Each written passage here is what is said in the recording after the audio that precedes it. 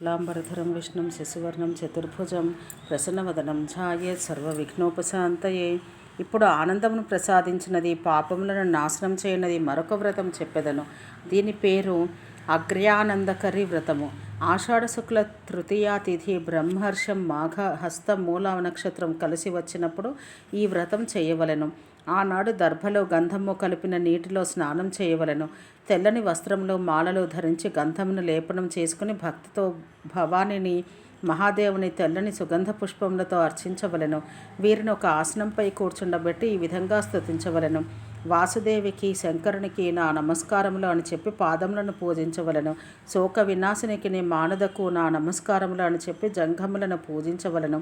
రంభకు పినాకినికి శివునికి నా నమస్కారములు అని చెప్పి ఊరువులు పూజించవలను. ఆనందినికి శూలికి శూలపానికి నా నమస్కారములు అని చెప్పి కటిని పూజించవలను. మాధవికి శంభునకు భవనికి నా నమస్కారములు అని చెప్పి నాభిని పూజించవలను.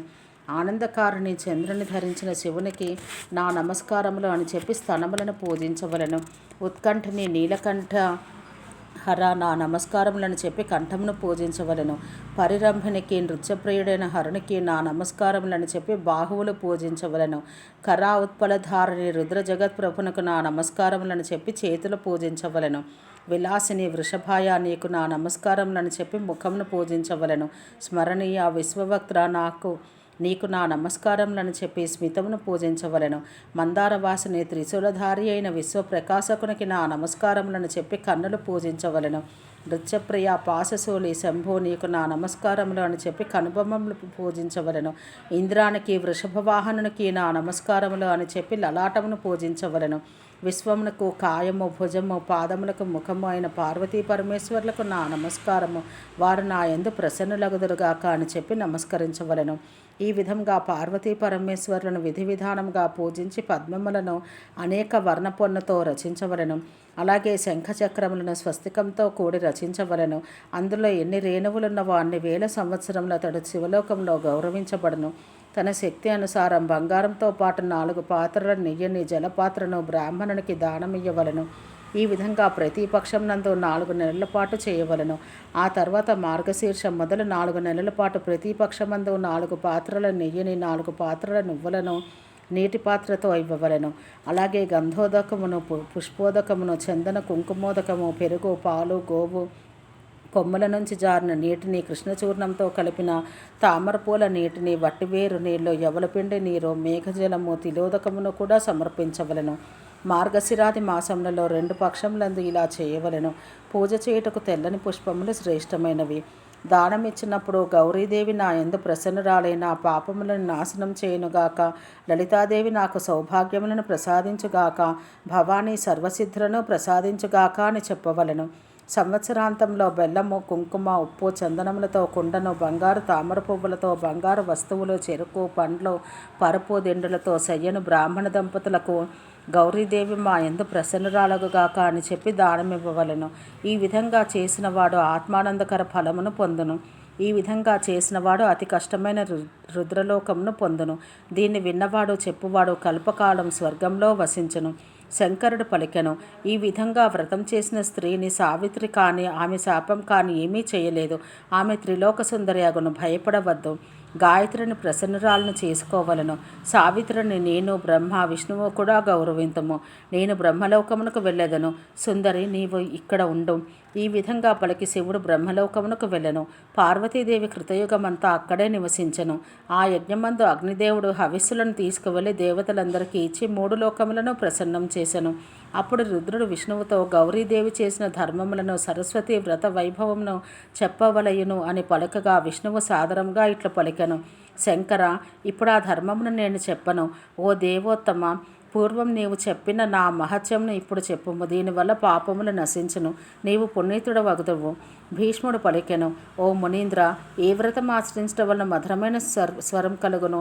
అలాగే జన సౌభాగ్యము బుద్ధి విద్య కౌశలము దంపతుల మధ్య అపార్థాలు లేకపోవుట బంధువులతో సాంగత్యము ఆయురారోగ్యాలు ఎట్లు కలుగున్నది.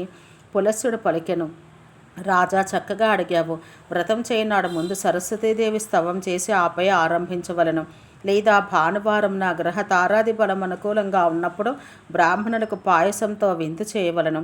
బంగారంతో శుక్ల వస్త్రములిచ్చి భక్తితో తెల్లపూలతో గంధములతో గాయత్రీదేవిని పూజించవలెను.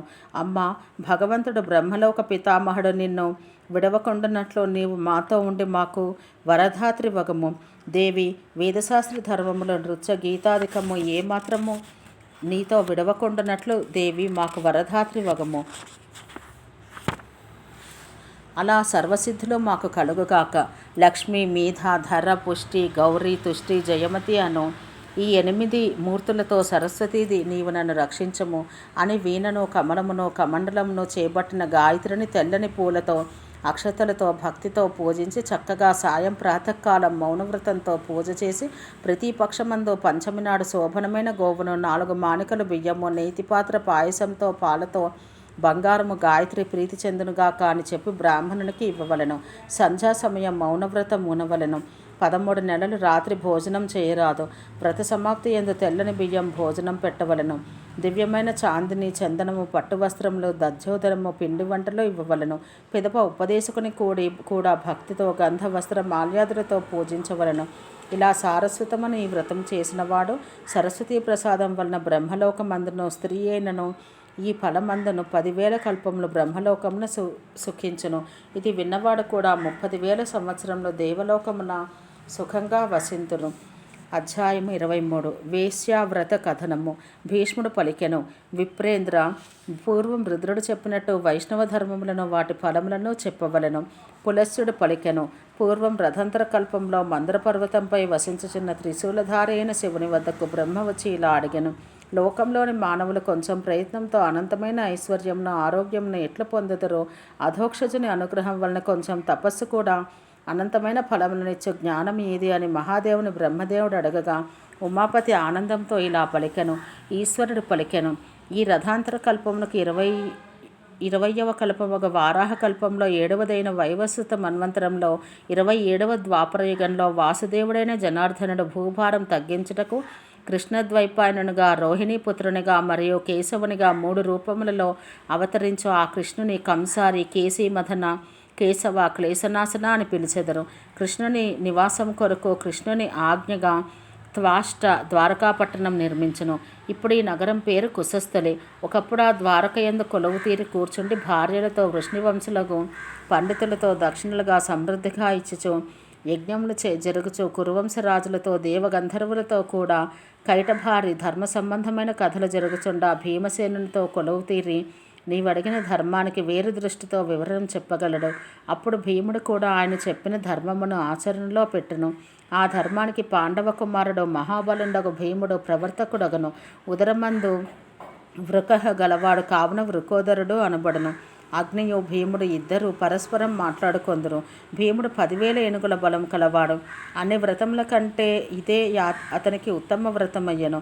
జగద్గురువు వాసుదేవుడు విశ్వరూపుడు కృష్ణుడు మాత్రమే ఈ అతి భుక్తి అశేష యజ్ఞఫలమిచ్చినని, అశేష పాపనాశకమని, అశేష దుష్ట సంహారమని, పవిత్రములకెల్ల పవిత్రము, మంగళములకెల్ల మంగళమని, గతించిన వానికి అన్నింటికీ రాబోవునది అయిన వాటికి అన్నింటికీ అయిన ఉత్తమ ధర్మమని ద్వాపరం చివర పూర్ణావతారమూర్తి వాసుదేవుడే చెప్పెను. వాసుదేవుడు పలికెను. ఓ భీమ, నీవు అష్టమి, చతుర్దశి, ద్వాదశి మరియు ఇతర దినములలో ఉపవాసం చేయలేని ఎడల మాఘశుద్ధ దశమి నాడు ఉపవసించినచో నీవు పరమపదం పొందుదవు. ఆనాడు నేతితో అభ్యంజన చేసి నువ్వులతో స్నానం చేయవలను. ఓం నమో నారాయణ అని చెప్పి విష్ణువును పూజించవలెను. శ్రీకృష్ణునికి నా నమస్కారములని చెప్పి పాదములో, కృష్ణాత్మునికి నా నమస్కారములని చెప్పి శిరస్సును, వైకుంఠునికి నా నమస్కారములని చెప్పి కంఠమును, శ్రీవత్సధారునికి నా నమస్కారములను చెప్పి వక్షస్థలమును, శంఖినకు నా నమస్కారములను చెప్పి శంఖమును, చక్రునికి నా నమస్కారములు అని చెప్పి చక్రమును, గదికి నా నమస్కారములు అని చెప్పి గదను, వరదునికి నా నమస్కారములు అని చెప్పి వరదహస్తమును, దామోదరునికి నా నమస్కారములు అని చెప్పి ఉదరమును, పంచజనునికి నా నమస్కారములు అని చెప్పి కటిని, సౌభాగ్యనాథునికి నా నమస్కారములు అని చెప్పి తొడలను పూజించవలను. భూతధారికి నా నమస్కారములు అని చెప్పి మోకాళ్ళు పూజించవలను. నీలనుకి నా నమస్కారములో జంఘం అని జంఘములను పూజించవలను. విశ్వభుజునికి నా నమస్కారంలో అని పాదములను పూజించవలను.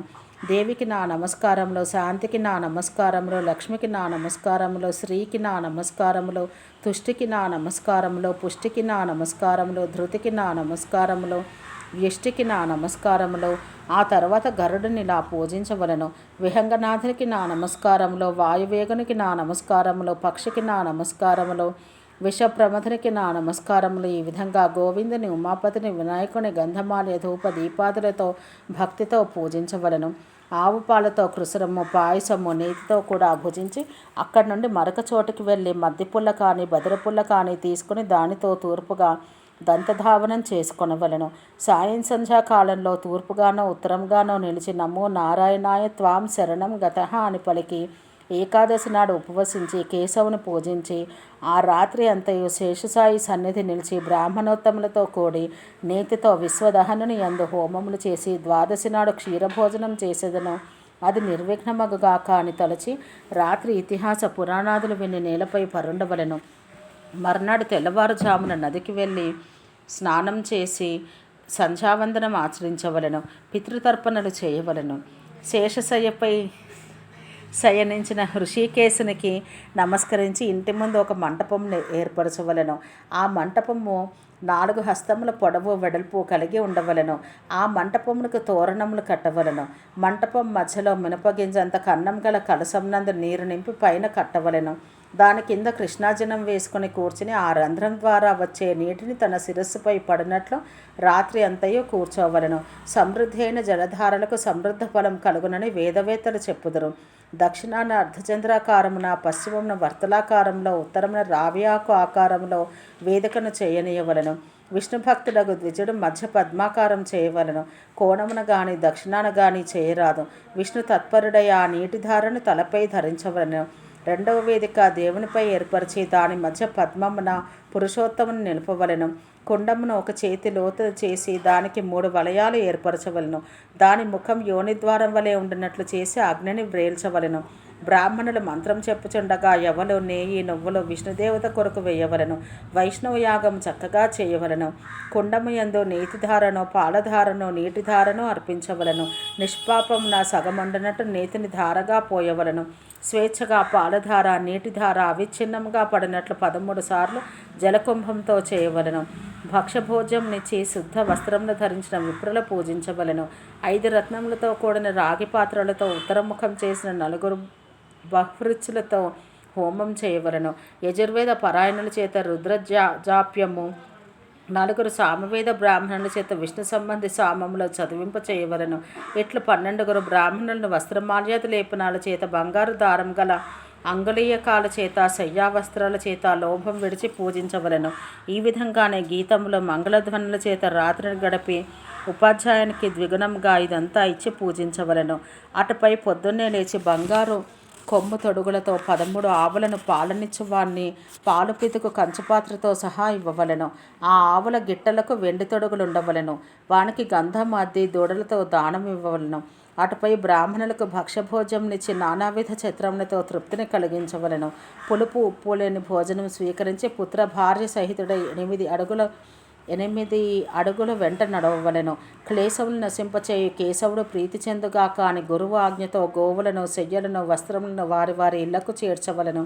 ఎక్కువ శయ్యలు దొరకనిచో అన్ని ఉపకరణములు కలిగి చక్కగా ఉన్న ఒక శయ్యనైనా దానం ఇవ్వవలను. కురుశ్రేష్ఠ, విపుల కీర్తిని కోరినవాడు దినమంతా ఇతిహాస పురాణాలు వినచో వినిపింపచేయుచో గడపవలను. కనుక ఓ భీమ, నీవు మాత్సరమును విడిచి సత్వమును పొంది స్నేహం వల్ల నీ చెప్పిన ఈ రహస్య వ్రతం ఆచరించము. నీచే చేయబడి ఈ వ్రతం నీ పేరునే ప్రసిద్ధమగును. భీమద్వాదశి అని పేరు గల ఈ వ్రతం పూర్వం కల్పములలో కళ్యాణిని అని పిలువబడినది. ఇది సర్వపాపములను నశింపచేయును. వరాహకల్పంలో ఈ వ్రతం మొట్టమొదట చేయవాడవు నీవే కమ్ము. ఈ వ్రతం స్మరించడం వలన, కీర్తించడం వలన ఇంద్రుని పాపమంతయు నశించినది. అప్సరసులకు ప్రియురాలు, పూర్వజన్మలో వేశ్యగా పుట్టిన ఆమె వైశ్యకులంలో పుట్టినను పులోముని పుత్రికగా జన్మించి ఇంద్రునికి భార్య అయ్యను. ఇప్పుడు నా ప్రియురాలకు సత్యభామ ఆ పులోమజకు ఉపచారిక. పూర్వం చేసిన పుణ్యముల వలన బ్రాహ్మణునికి పుత్రికగా వేదవతిగా జన్మించింది. 1000 కిరణములు గల సూర్యుడు ఈ పావన దినమున 1000 ధారల్లో స్నానం చేసి గ్రహ నక్షత్రములకు అధిపతి అయ్యను. దేవేంద్రుడు మరియు కోట్ల కొలది ఇతర దేవతలు, దేవశత్రువులు కూడా ఈ వ్రతంనే ఆచరించిరి. 1,000,000 నాలుకలునను ఈ వ్రతం యొక్క మహత్యమును చెప్పుటకు వీలు కాదు. ఈ వ్రతం కలిదోషములను హరించను, అనంత ఫలమునిచ్చును. దీన్ని ఆచరించిన వాడు పితరులను ఉద్ధరించును. ఈ వ్రతం విన్నవాడు, చెప్పువాడు, చదువువాడు విష్ణు భక్తుడై ఇంద్రునికి కూడా పూజ్యుడగును. పూర్వం కళ్యాణిని అని పేరు పొందిన ఈ మాఘశుక్ల ద్వాదశ వ్రతము అని పేరు పొందిన భీమద్వాదశిగా పేరు పొందినది. ఓం శాంతి శాంతి శాంతి.